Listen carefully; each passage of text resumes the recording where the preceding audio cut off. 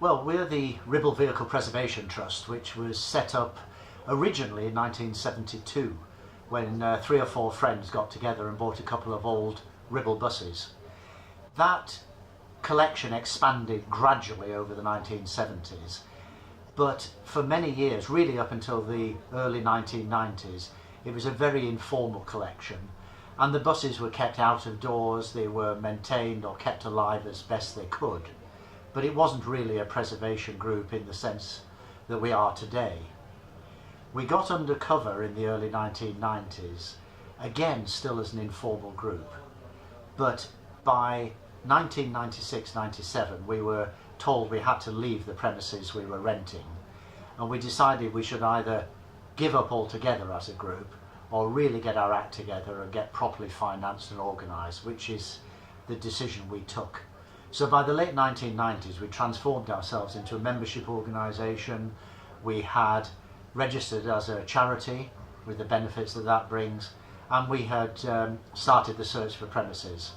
And by 1999 we had found some premises to buy at Freckleton, which we've since expanded. We've managed to get the second half of the building and put up a new building, with the result that we have a proper registered charity. We have 2 buildings housing our entire collection under cover, and we are completely debt-free and self-financed. So all in all, it's been quite a journey. The Trust has its own premises at Freckleton, which are pretty well equipped. We have a lot of fairly advanced machinery to help us rebuild and restore the buses and to maintain the ones that we currently use in service on the roads at our running days. That means that at any given day of the week and throughout the year, our volunteers are working on site really on 2 or 3 main areas. One is bus restoration. What that means is these are buses which need a significant rebuilding, often stripped down to a bare shell, and are rebuilt both mechanically and in terms of their bodywork. A programme like that can often take 3 or 4 years. It requires a certain amount of external contractor work and a lot of internal volunteer work. That is something where anybody who wishes to join us can come and try their hand. If you have skills, that's very welcome because they can be put to good effect.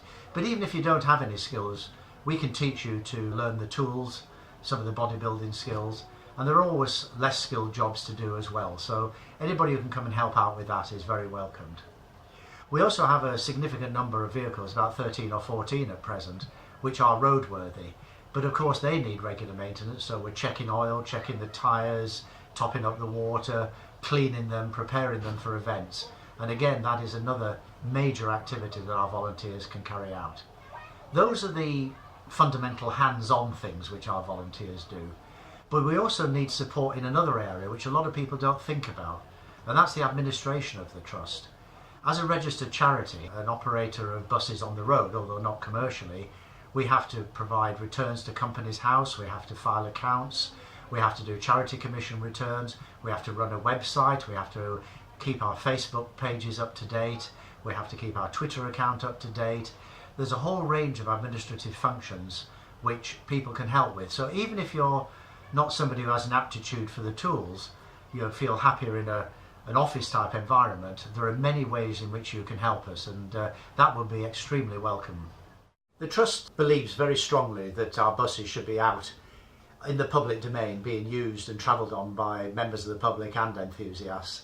We're not a museum, so we're not open to the public in the sense that, say, the Greater Manchester Transport Museum or the Leyland Museum are. So our philosophy is to take the buses out and allow everybody to travel on them, photograph them, just see them in action, bring back memories of the days when they went to school, when they went to work on them. Or in the case of the younger generation, often looking in amazement at what bus design was 50, 60 years ago. To see a small child climb up the stairs and look on the top deck of a low-bridge bus is quite fascinating when they see 4 seats together, a sunken gangway and a completely unfamiliar layout. So it is important to get the buses out, to be seen, to be used, and to give people a feel for what bus travel was in the past. A lot of the public enormously enjoy the opportunity to sample things as they were. It's not just small children who are intrigued by the idea of a bus with an open platform entrance. it's also the adults who remember how they were. So we've got this 1966 Leyland Leopard, which we've sort of restored over a 13-year period, and we like to bring it to events to promote the Ribble Vehicle Preservation Trust themselves, and obviously show the public how the buses used to look in their heyday. We cover a wide range of ages because our oldest operational bus is 1931 and the newest one in our collection is 1989. So we have a 60 plus year range of vehicles which the public can travel on and see and understand the evolution of bus design over those years. We have two major events a year which we organise. One is on the Bank Holiday Sunday at the end of May, when we have a display of buses on the promenade at Morecambe next to the Midland Hotel, which is very well known to many people. And we also run a free bus service all day from Carnforth along the promenade at Morecambe and down to Heysham Village. And that's a free service that operates from about 10 o'clock in the morning until 6 in the evening. Gives the public a chance to try all sorts of different types of vehicles over the time period that's just been mentioned. Our second major event for the public is held on the August Bank Holiday weekend, and it's based at Lytham Hall, which is a Grade 1 listed 18th century building on the outskirts of Lytham. And it's a beautiful location with nice grounds as well as an interesting building. And once again, rather like Morecambe, we have a display of vintage vehicles that people can climb on board and have a look around and understand the layout of them. And we run a free bus service all day from about 10 o'clock in the morning again till about 4:30 in the evening. And that is using a variety of vehicles in our own fleet, mainly the Ribble ones, and occasionally guest vehicles as well.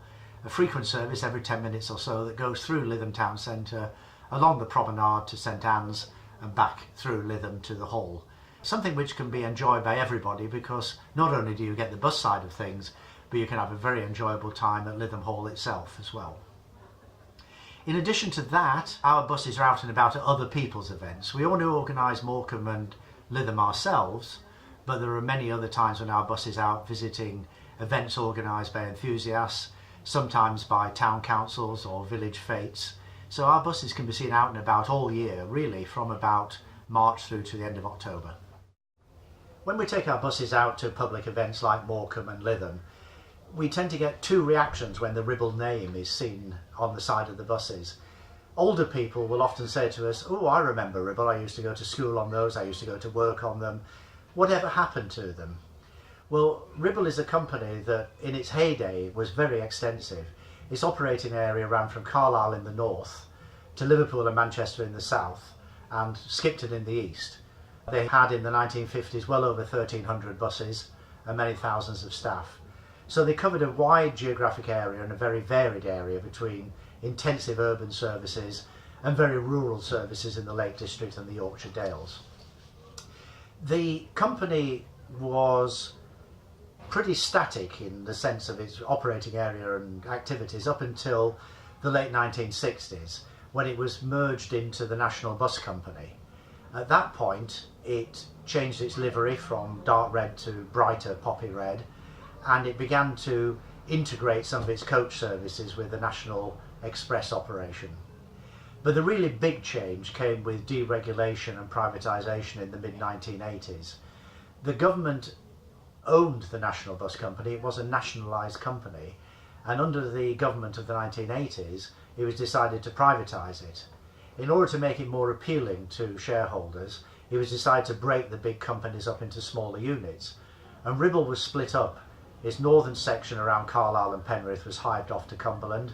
Its Merseyside operations became a new company called North Western, and the remaining core of the business was put up for sale, and most of it was bought by Stagecoach. So by 1989, the Stagecoach company owned Ribble in North Lancashire, Central Lancashire and East Lancashire. And although there's been some changes since then, that is basically the evolution of the company. It hasn't existed as a fleet name in its own right for many years now, but fortunately there's still a lot of people who have fond memories of Ribble, so when the buses do come out, there is often a very warm, nostalgic feeling about seeing them again.